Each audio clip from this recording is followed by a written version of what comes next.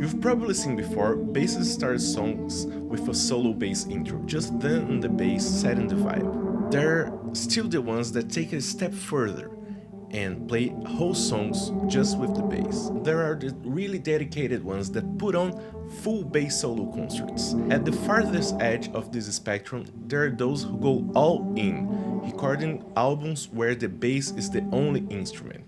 Today, we're going to break down how they do it.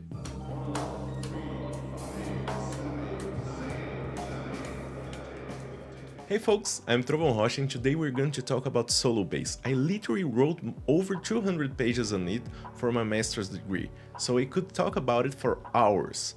And I'll probably do some more videos about it because I love this subject. But today we're going to focus on references and how do we begin playing solo. And if you stick to the end, I'll share a bass solo etude I wrote. Before we begin, I want to share with you that I'm really grateful for everyone that's been checking out the channel and engaging with the videos. It's been a crazy experience making this many bass and music videos and seeing you all coming along for the ride. I could never thank you all enough. The last couple of weeks, some people have been asking me if I teach private lessons, and I just want to put it out there that I do, and just reach out to me in any DMs and we'll talk about it. Now let's go back to bass. If I'm being totally honest, I would rather call this practice emancipated bass. That's a whole concept I developed over my thesis, but for sake of the conversation, I will call it solo bass. In my life, this journey began with a Victor Wooten instructional video where he says something: you gotta be able to play songs on your bass, not just exercises. And this resonated with me a lot because I didn't know how to play songs on the bass. I would play exercises and practice the repertoire that I was playing with the bands at the time, but I couldn't play anything alone. I already told you in another video my whole story with chords on bass, and I saw this Victor Wooten video a little while after that.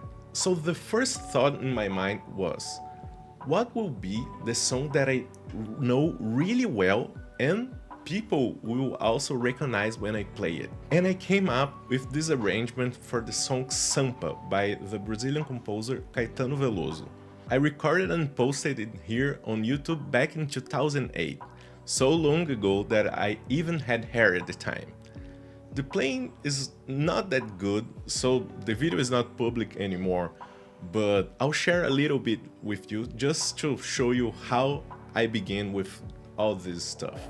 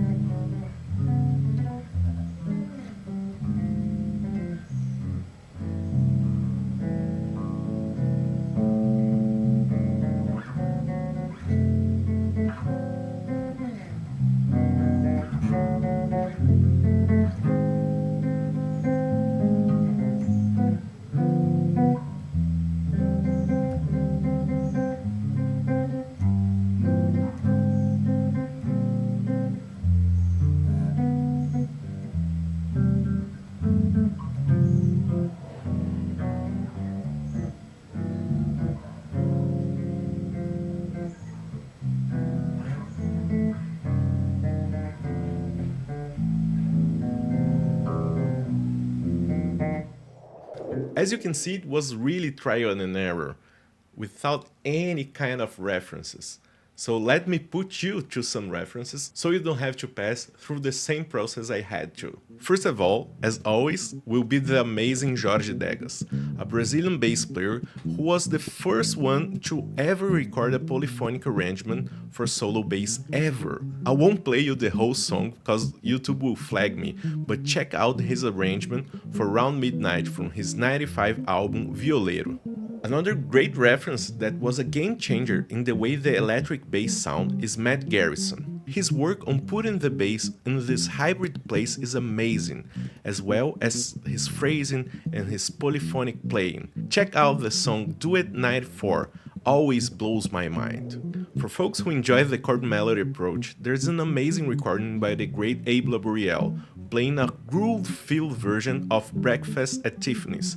Definitely check that out. Of course, I don't have to tell you guys about Pipoquinha, because he's really famous and has the most recorded examples of bass solo arrangements out there, even too many to mention. And before we go on, another great album that I had the luck to saw it being recorded live back when Periscope was a thing. It's American Elm by Yannick Wisdala. I transcribed so much of his work, not just from this album, but from everything he ever did.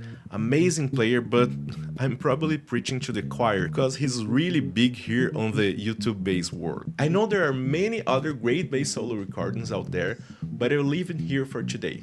Share with us in the comments what's your favorite bass solo recording. And now, how do we begin? The way I see it, a great way to begin, it's trying to figure out the different approaches for playing solo bass. There are three most common approaches for playing solo bass, and I'll try to briefly demonstrate how each one of them sound so you can start to recognize them in recordings and start trying to apply them to your own playing. The first one is looping, where you record in a loop pedal some harmonies or some groove or both to serve as textures for your arrangements, and then you play the harmony or solo over it. 1, 2.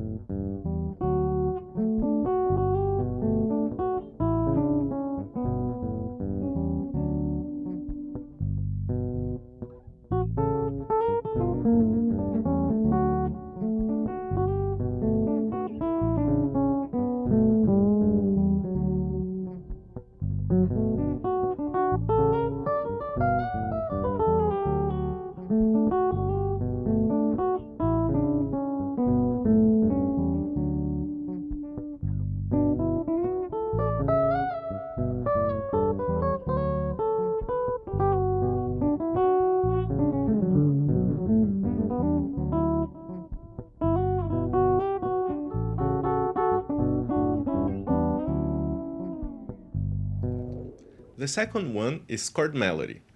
As the name implies, it's when you play the chord and the melody at the same time as a block, like a saxophone section in a big band. In the early days of YouTube, this was the go-to for bassists.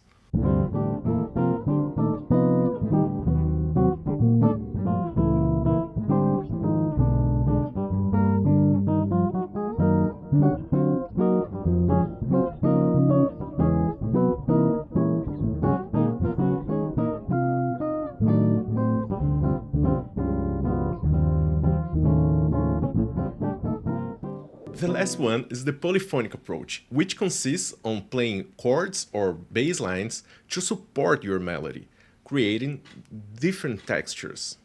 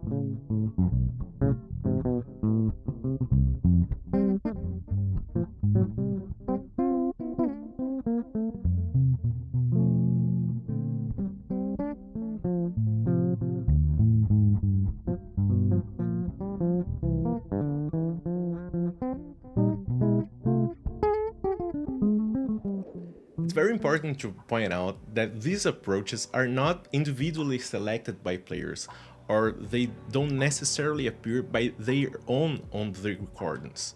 They could be found in a song altogether or a combination with them in any of the players that we mentioned before. Now, as promised, I'll share with you a solo bass etude I wrote a while ago. I hope you enjoy it.